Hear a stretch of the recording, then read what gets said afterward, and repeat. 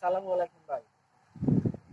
অনেক মানুষ আমার হিংসা করে ভিডিও ছাড়ি দিচ্ছে। ভাই আমি গরিব মানুষ, গেন্ডারি বেশি, গেন্ডারি রস বেশি ভাই।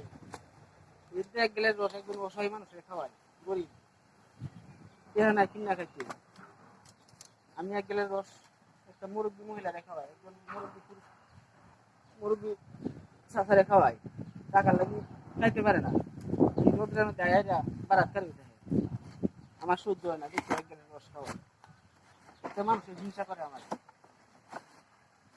যদি আপনারা খারাপ লাগে ভাই, কমেন্টে জানাইবেন, তাহলে আমি আর জীবনে ভিডিও ছাড়বো না, আর ভিডিও করতাম না।